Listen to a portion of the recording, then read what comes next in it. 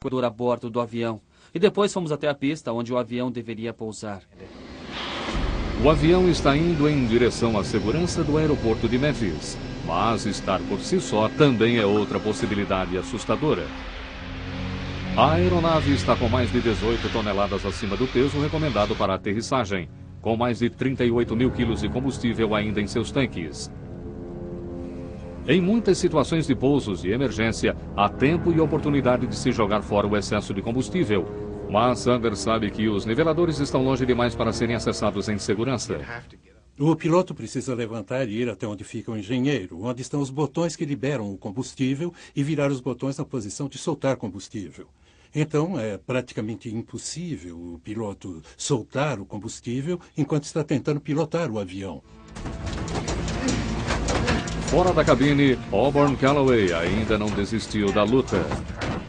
Ele se arrasta com Tucker e Peterson em cima dele. Ele espera conseguir força suficiente para ficar de pé outra vez e assim recobrar a vantagem. Ele estava usando os polegares para tentar arrancar os meus olhos. Estava fazendo o possível para me separar de Andy. Juntos poderíamos levar vantagem sobre ele, mas sozinho ficava muito difícil. Então, era certamente uma luta contra o relógio, porque ele estava ficando mais forte e nós mais fracos. Eu sabia que se ele voltasse à cabine, estaríamos perdidos. E sabia que tínhamos que mantê-lo de alguma maneira fora da cabine. Estávamos nos aproximando dos 2.100 metros e a briga tinha começado outra vez e era tão violenta e o som era tão alto que era como se eu estivesse lá do lado deles. Ficou tão alto e violento que, nos aproximando de 2.100 metros, eu decidi que ia nivelar o avião, ligar o piloto automático, sair da cabine e matar Calloway. A situação era tão séria que faria isso. O DC-10 está a menos de 40 quilômetros do aeroporto de Memphis. Ele está sob controle? Eu não sei. O som da luta preocupa Sanders. Ele decide que aquilo tem que terminar. Eu soltei meu cinto de segurança, saí do meu assento e fui para a parte de trás do avião. O Jim Tucker me disse: David, acho que ele está sob controle agora. E eu perguntei: tem certeza? Tenho sim. Eu acho que ele está sob controle. Eu voltei para a cabine, sentei do lado esquerdo do avião e continuei a descida para o aeroporto. Express 705, verifiquem se a situação ainda está sob controle. Sim, está tudo bem, mais ou menos controlada. O vento está 0305. A pista 9 está pronta.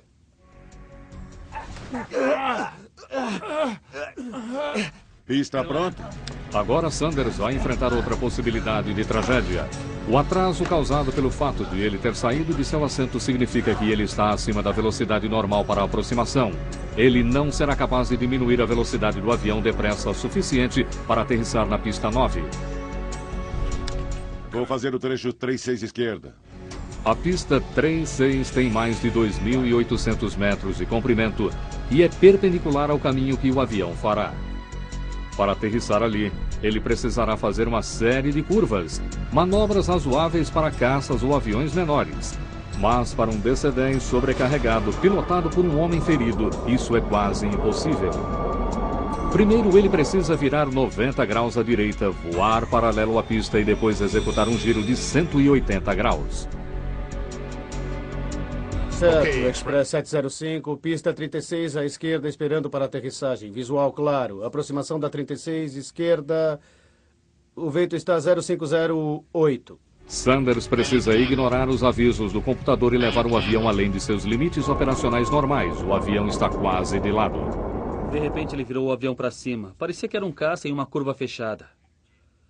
E depois ele desapareceu atrás do terminal. E quando ele baixou o suficiente, não deu mais para ver. A princípio, eu achei que ele tinha batido, porque tinha algumas construções ali em andamento no aeroporto naquela época. E tinha fumaça saindo ao sul do terminal para onde eles estavam indo. Um martelo foi deixado no chão. Está pegando o martelo! Os homens lutam para alcançar o martelo. Esta poderá ser a última chance que Calloway tem de assumir o controle.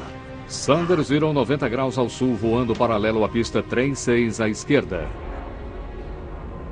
O avião estava a provavelmente 90 metros acima do solo naquele momento. Os aceleradores estavam parados. Eles estavam nessa posição desde que eu saí dos 2.100 metros. Essa era uma força de motor fora do comum para se aterrissar com um grande avião. A gente sempre aterrissa com muita força, bastante força. Nesse caso, estava na posição parado porque eu queria que o avião diminuísse a velocidade. Assim, não excederíamos os limites do trem de pouso. Então, tocaríamos o solo a 360 km por hora ou menos. Com os flaps abertos e o trem de pouso abaixado, Sanders ainda está depressa demais e está sendo bombardeado por alarmes computadorizados de avisos. A pista tem 2.800 metros de comprimento. Um DC-10 normal precisa de apenas 1.900 metros para parar. Mas o voo 705 está pesado demais. Mesmo essa pista poderá não ser longa o suficiente. Peterson consegue pela primeira vez pegar o martelo, mas ele está extremamente fraco devido à perda de sangue. Tenta acertar ele, Ed! Tenta acertar ele! Eu estava quase implorando para ele fazer aquilo, sabe? Para acertar o cara. Ele poderia nos atingir também. Acho que dei uma olhada fixa para ele, do tipo... Do que você está falando? E ele olhou para mim como um pai olha para o filho, dizendo... Você tem que fazer isso. Bata nele.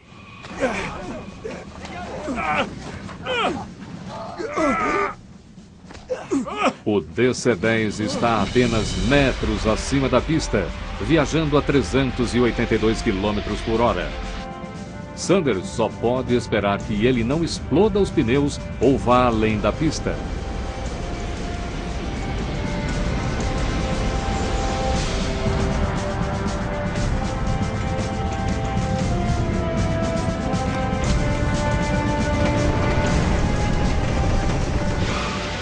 Por sorte, todos os 10 pneus suportaram o impacto da aterrissagem. O capitão David Sanders aterrissou o avião com apenas 300 metros de pista. A tripulação do voo 705 está em segurança no solo, mas ainda não está fora de perigo.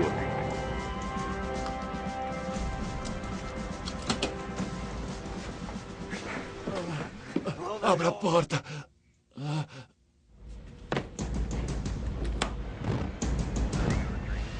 O escorregador estava coberto com um tipo de talco, então ele não gruda quando precisa ser aberto. Isso fez com que as pessoas deslizassem ao subir. A polícia e os bombeiros tentaram subir pelo escorregador. Um dos bombeiros quase conseguiu subir. E eu abri a porta do avião e puxei ele a bordo. Quem é o agressor? O atacante é ele. Tinha sangue em toda parte. Por todo o teto, nos assentos, na pequena área, estava tudo coberto de sangue. Você tem algemas? Não. Então é melhor pegar uma, porque esse filho da mãe é perigoso. Eu preciso de algemas, você pode me dar uma? Tig recebe um par de algemas.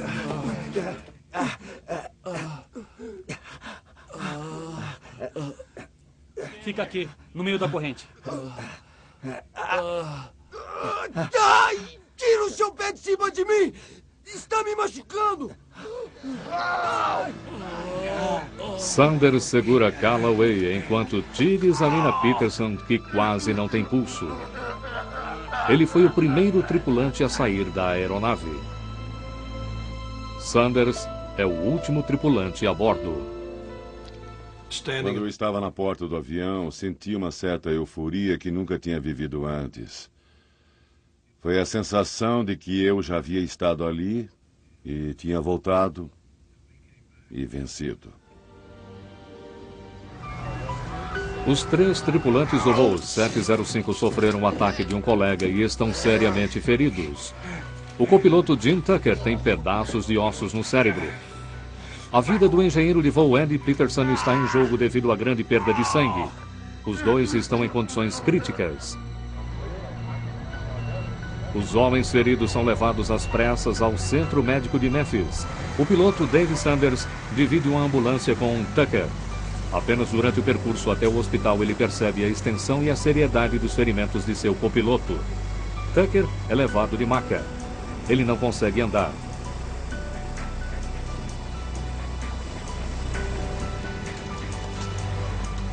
Vencido e sob custódia, Calloway também é levado para a mesma sala de emergência.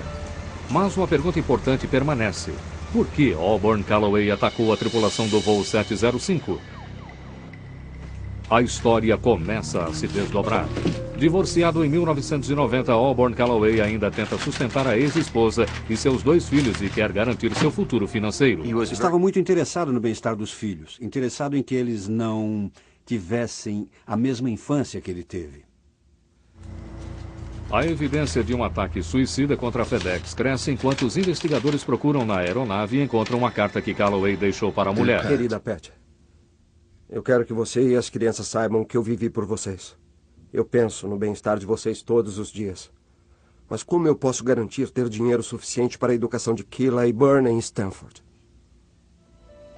Ele era obsessivo quanto ao bem-estar dos filhos. Estava interessado nos filhos. Eu acredito que ele estava interessado também no casamento dele. Agora eu sei que o casamento dele faliu ou estava falindo praticamente na época do incidente. Mas acredito que era difícil para Pat ser casada com ele. 7 de abril de 1994. A vida de Calloway tinha sido uma decepção após outra. O insucesso do casamento, as crianças que ele não pôde mandar para a universidade, o brilhante piloto que terminou como engenheiro de um avião de carga e agora um acontecimento chave. No dia seguinte, ele deveria comparecer a uma audiência da FedEx para falar sobre informações falsificadas que ele forneceu